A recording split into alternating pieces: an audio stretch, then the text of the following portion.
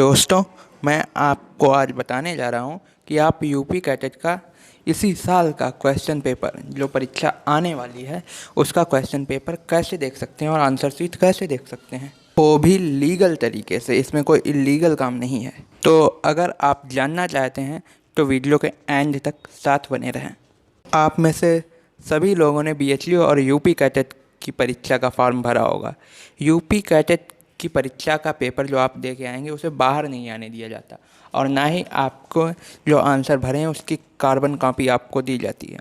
BHU के exam में तो आपको क्वेश्चन पेपर दे दिया जाता है, लेकिन यूपी कैटेट में ऐसा नहीं होता है। तो इससे परेशानी ये होती है कि बच्चों को अंदाज़ा नहीं लग पाता कि उनके कितने प्रश्न सही हैं और कितने गलत हैं, उनके कितने नंबर आ रहे हैं। यूपी कैटेट में तो नेगेटिव मार्किंग होती है, इसके कारण बच्चों की कभी कभी रैंक बहुत गिर जाती है ज़्यादा प्रश्न हल करके आने पे। ज़्यादा प्रश्न जब गलत हो जाते हैं तो उनकी रैंक गिर जाती है। मैं आपको आगे वीडियो दे दूँगा इस टॉपिक पे कि आप कैसे यूपी कैटेट में प्रश्न पत्र को हल करें कि आपके प्रश्न गलत ना हो और आपका कम से कम समय लगे, जिससे आप प्रश्नों के बारे में सोच समझ कर लिख सकें। लेकिन अभी इसी टॉपिक पे बात करते हैं कि आप कैसे उस प्रश्न पत्र को देख सकें जो आप हल करके परीक्षा में अभी अभी आए हैं, और कैसे उसके आंसर देख सकें कि आपने कितने प्रश्न सही किए कितने गलत किए।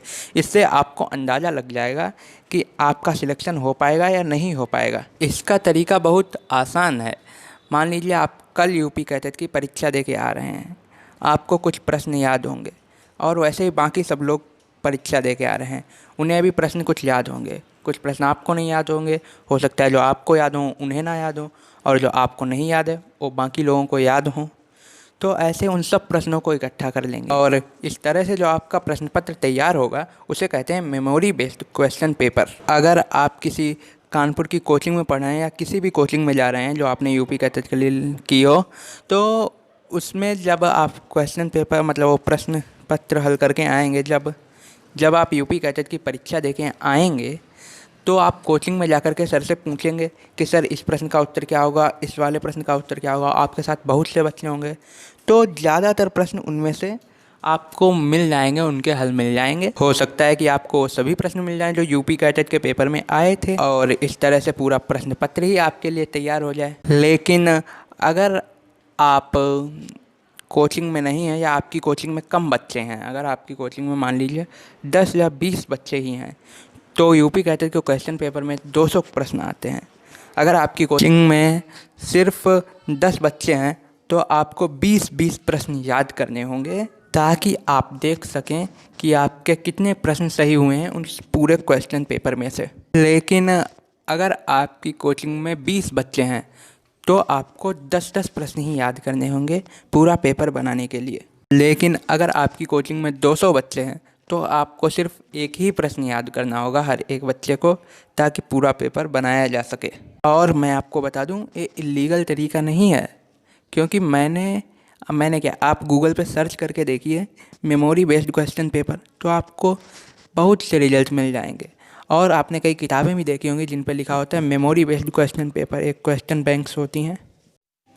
आप यूपी कैटेट की तैयारी के लिए जो किताब लेके आए हैं उसमें कुछ प्रश्न दिए गए होंगे आपको, या कुछ प्रश्न पत्र दिए गए होंगे, तो उसमें देखिए क्या उस पर लिखा है मेमोरी बेस्ड। आप सबने यूपी कैटेट 2019 का क्वेश्चन पेपर यूट्यूब पे देखा होगा, वो याददाश्त के आधार पर ही बना है, मेमोरी बेस्ड क्वेश्चन पेपर है वो।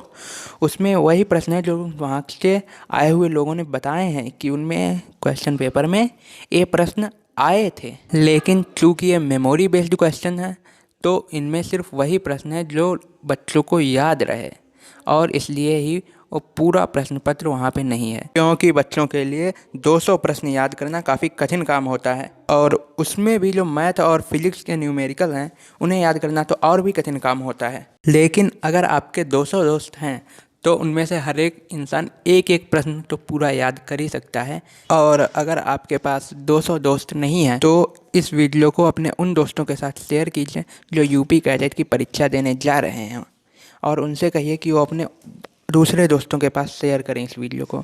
इससे क्या होगा, जब आप लोग मेरे साथ जुड़ जाएंगे तो आप लोग जो प्रश्न वहाँ पे हल करके आएंगे वो प्रश्न आकर के मुझे बता देंगे, और मैं उन प्रश्नों को लिख करके एक PDF बना के आपको टेलीग्राम ग्रुप पे दे दूँगा। टेलीग्राम ग्रुप की लिंक मैं नीचे डिस्क्रिप्शन में दे रहा हूँ, आप वहाँ से उसे ज्वाइन कर लीजिए।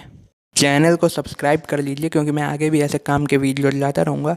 अगर आप एग्रीकल्चर से बीएससी करना चाहते हैं तो मैं आगे आपको एग्रीकल्चर के बीएससी के भी जो वीडियोज़ हैं वो देता रहूँगा। वीडियो को अपने दोस्तों के साथ शेयर कीजिए ताकि वो भी क्वेश्चन पेपर याद रखने में आपकी मदद कर सकें। अगर आपको इस वीडियो पर किसी भी तरह की आपत्ति है तो मुझे नीचे कमेंट में बता देना, मैं वीडियो डिलीट कर दूँगा। धन्यवाद।